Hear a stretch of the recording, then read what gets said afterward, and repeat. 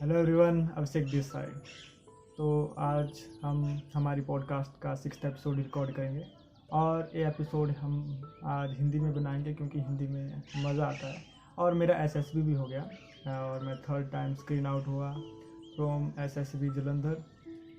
और वहाँ पे गया था, एक दिन नए दोस्त बनाए। एक पुराना एफ कैट, जब मैंने फर्स्ट टाइम एफ कैट दिया था देहरादून, वहाँ का मिला यूपी का नवीन। और एक पालमपुर से मिला दोस्त, उसका नाम था अंशुमन, नहीं हिमांशु। हिमांशु पालमपुर से था। तो हम तीनों तो भाई और तीनों स्क्रीन आउट। तो फिर गए अपने अपने घर। तो फिर मैं इस पॉडकास्ट को मैंने सोचा कंटिन्यू रखते हैं और स्टार्ट किया है। तो 1 2 3 एपिसोड जब तक मेरा मन करता है हिंदी में बनाऊंगा, फिर से स्विच कर दूंगा मैं इंग्लिश में। तो इस बार हमको 8 क्वेश्चन मिले और ये पॉडकास्ट थोड़ी लंबी जाएगी क्योंकि आज मैं हिंदी में बोलूँगा तो थोड़ा लंबा बोलूँगा और अच्छे से एक्सप्रेस कर पाऊँगा फीलिंग। तो चलिए क्वेश्चन पे चलते हैं और पॉडकास्ट स्टार्ट करते हैं। तो पहला क्वेश्चन है, क्वेश्चन नहीं है, बस ऐसे रिक्वेस्ट है, स्कूल टाइम स्टोरीज। तो स्कूल टाइम स्टोरी एक तो मैंने पहले एपिसोड में बता दी थी, गौतम सर वाली। और दूसरी है एक, जब मैं 8th क्लास में था तो सुचेता मैम जो हमारे इंग्लिश के टीचर थे, उन्होंने हमें पार्ट ऑफ स्पीच पढ़ाई।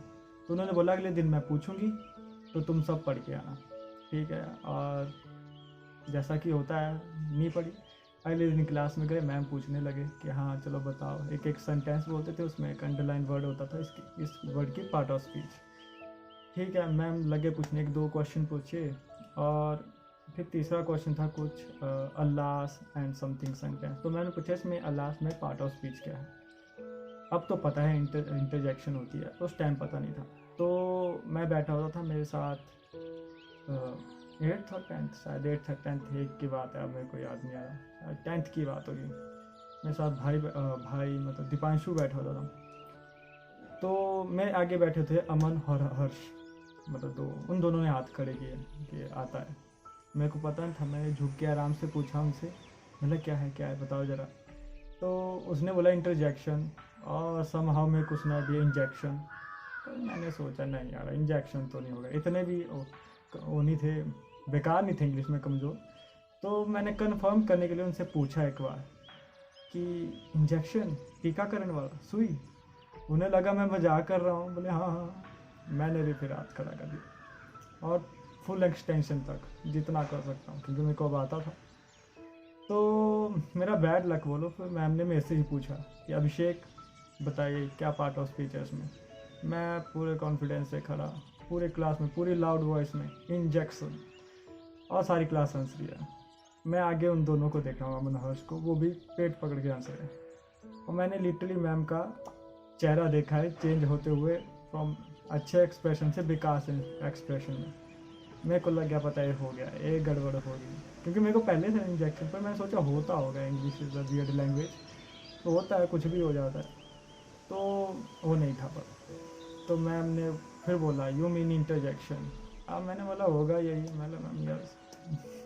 अब बेइज्जती तो होगी या तो होगी, अब क्या करें। तो उस दिन पता लगा कि ज़्यादा भी पढ़ के जाना चाहिए, ज़्यादा वो नहीं होना चाहिए दूसरों पे डिपेंड भी नहीं था। पर मैं उन्हें भी लगा कि हाँ मजाक कर रहा है कि इंजेक्शन किसी को क्या ही लगेगा, इंजेक्शन भी होता है। तो मेरे को लगा होता होगा।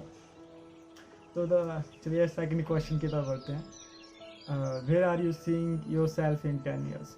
सो 10 साल के बाद, अभी मैं 23 का हूँ, 10 साल में हो जाऊँगा 33 का।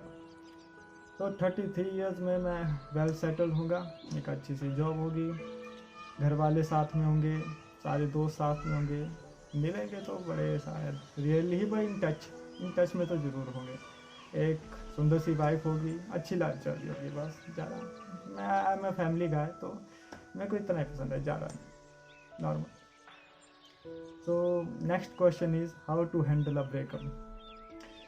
जब भी मैंने पॉडकास्ट के लिए क्वेश्चंस के लिए लिंक डाला है, एक आधा क्वेश्चन ये पक्का आता है कि हाउ टू हैंडल ब्रेकअप, दिल का दर्द, कुछ भी, मतलब दिल टूट गया, अब मेरे को ये समझ नहीं आता कोई मेरे मज़े ले रहा है या फिर सच में सबका दिल टूट रहा है। सबका दिल टूट रहा है तो ठीक है, तो मैं अकेला क्यों सहूँ। बट चलो बात है हाउ टू हैंडल ब्रेकअप, बस टाइम के साथ सब चीज़ें होती हैं। ये ज़रूरी भी है शायद, मेरे को लगता है कभी कभी टूट जाए तो बढ़िया रहता है। बंदा थोड़ा फिलोसफर भी बन जाता है, थोड़ा सोचता है, नहीं तो बंदा अलग ही धुन में रहता है। मे बी आई थिंक मैं तो था। चलो ये मैं गलत आदमी से तुम क्वेश्चन पूछ रहे हो, मैं दे सकता है इसका आंसर। सो पर मैं इतना ही बोलूँगा, टाइम के साथ चीज़ें बढ़ जाती है। एक टाइम ऐसा आएगा तुमको चीज़ें फ़र्क ही नहीं करेंगी, तो बढ़िया है, उस टाइम का इंतज़ार करो, मज़े से रहो। और next question, are you looking to date someone right now? No, मिले भी तो कोई तब तो करे। Next question, your worst habit. मेरी गंदी आदत पहले थी, अब थोड़ी मैंने बहुत कम कर दिया है। पहले ऐसा था कि मैं बस बोलता था बिना सोचे, मेरे को पता लगता है टाइम एंड सिचुएशन क्या है, वहाँ क्या क्या बोलना है, मैं बस अपने धुन में रहता था। जो मैं ऐसा था, मजाक करता रहता, सार्कास्टिक टाइप, और कहीं कुछ भी बोल देता था, और जिससे थोड़ा पंगे भी क्रिएट किए मैंने। पर अब टाइम के साथ चेंज हो गया और काफ़ी हद तक मैंने अपनी आदत सुधार ली है, तो बढ़िया है। Next question, is it easy to be focused? ना, अगर आसान होता तो सब कर लेते, डिफ़िकल्ट है तभी कोई कर पाता है। और फोकस करने के लिए एक चीज़ हुई है बस, दो चीज़ हुई है बस, डिसिप्लिन और कंसिस्टेंसी। बिकॉज मोटिवेशन कोई फैक्टर नहीं होता, आई थिंक मोटिवेशन 1-2 दिन की होती है। डिसिप्लिन और कंसिस्टेंसी अगर आप में है तो आप लंबा जाओगे। मोटिवेशन तो 2-4 दिन की होती है, वो थोड़ी सी डाउन भी, सब कुछ डाउन। और next question is biggest regret of my life. कोई नहीं, अब बताता हूँ मैं, रीज़न बताता हूँ क्यों नहीं है रिग्रेट। देखिए, जब भी हम कोई डिसीज़न लेते हैं, रिग्रेट तो किसी डिसीज़न का ही होता है, काश कर लिया होता, नहीं किया होता। तो ये हमेशा टसल होती है हमारे दिमाग और हमारे दिल में। दिल बोलता है कर ले, दिमाग चलता है लॉजिकल अप्रोच पे, और दिल चलता है इमोशनल अप्रोच पे। तो यह हमेशा टसल रहती है दिमाग और दिल के बीच कि क्या करें।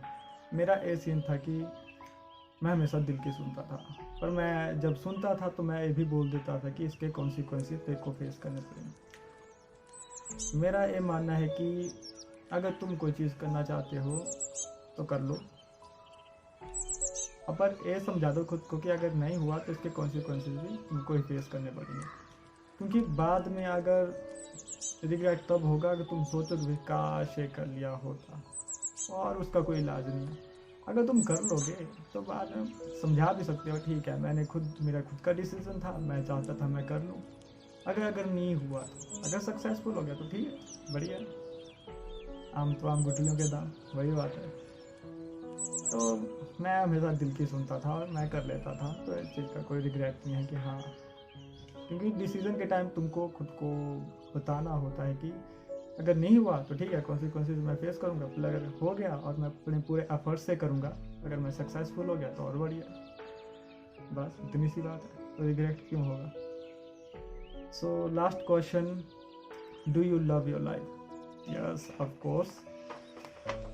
अब मैं तुम्हें एक बात बताता हूँ, अगर तुम्हें अपनी लाइफ स्विच करने का मौका मिलेगा, मेरे साथ करके देखना, तुम बोलोगे Abhishek you are the luckiest person. Because अगर तुम मेरी फैमिली देखोगे, ठीक है, मेरे को इतना सपोर्ट है अपनी फैमिली की तरफ से, मेरे को कभी कुछ नहीं बोला, ठीक है, जो मैं करना चाहता हूँ मैं करता हूँ। मेरे को बैक करते हैं, मैं 2-3 बार स्क्रीन आउट हो गया, कुछ नहीं बोला, कुछ नहीं, तू कर, जब तक तू करना चाहता है करता रहे। मेरे को पढ़ना होता है, जो मेरे को चाहिए होता है मैं मांगता हूँ तो मिल जाता है, ऐसी बात नहीं।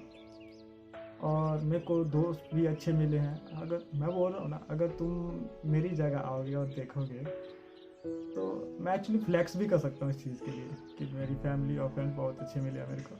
और तुम मेरी लाइफ के साथ स्विच करोगे और देखोगे तो तुम बोलोगे वाह मोरी Abhishek, you are the luckiest person in this world. बढ़िया है। अब मैं मज़े में हूँ और गच हूँ। जब कभी भी ऐसा कुछ होता है कि हाँ अच्छा नहीं लगता, दोस्तों को फ़ोन करो। हाँ, मैं दोस्तों को फ़ोन करता हूँ। हमारे बीच हमारी वाइब भी अलग है। हम मतलब ऐसी सीरियस बातें नहीं करते, पर हंसते रहते हैं, मजाक करते रहते हैं जब भी मिलते हैं, तो उससे लाइफ चलती रहती है।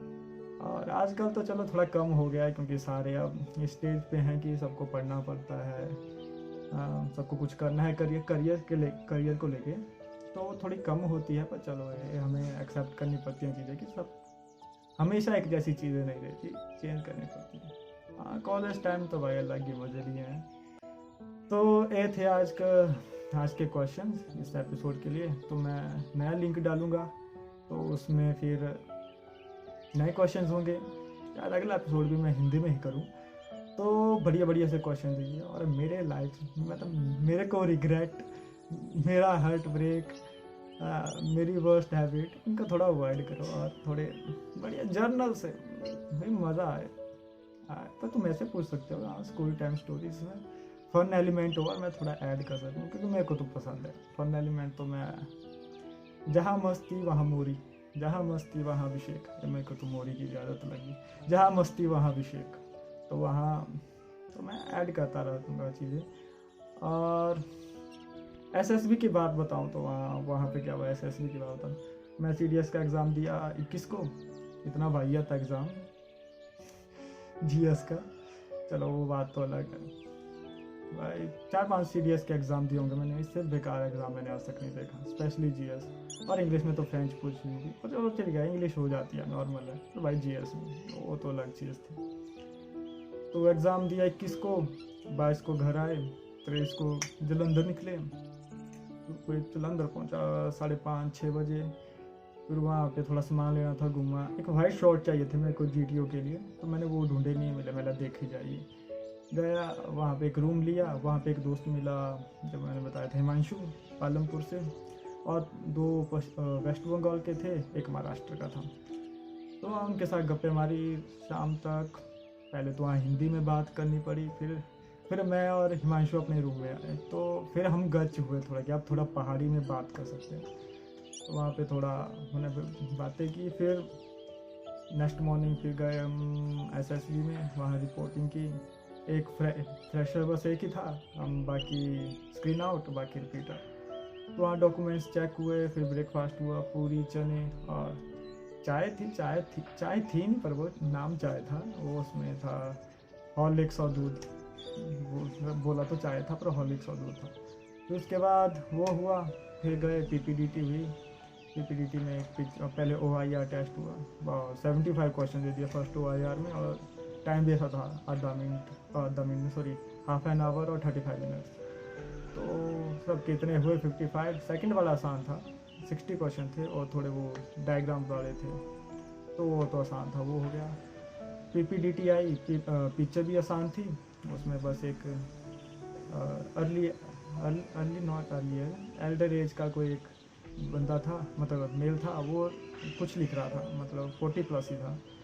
तो उस पर सबने स्टोरी बनाई, और हमारी स्टोरी भी थोड़ी सबकी सेम ही थी। मैंने मैथमेटिक्स का टीचर बनाया था, जो फाइनल एग्ज़ाम आ रहे हैं बच्चों के लिए, तो उनके लिए एक क्वेश्चन सेट और इम्पोर्टेंट क्वेश्चन के लिए डाटा कलेक्ट कर रहा है, इसलिए वो डिफरेंट बुक्स और रेफरेंस बुक्स से गया, और उसने उनको बच्चों को वो दे दिया। फिर उनके डाउट सॉल्व किए, और फिर फाइनल एग्ज़ाम के बाद बच्चों के अच्छा रिजल्ट, अच्छे मार्क्स से पास हुए। तो उसने सबको अप्रिशिएट किया। तो इतनी स्टोरी थी, सबकी थी। किसी का उसने प्रोफेसर बनाया था और वो पेपर चेक कर रहा था, और किसी ने नॉवलिस्ट और वो बुक्स लिख रहा था, मतलब ऐसे था, मतलब स्टोरी लगभग थीम सेम ही थी कि एक बंदा है वो कुछ लिख रहा है।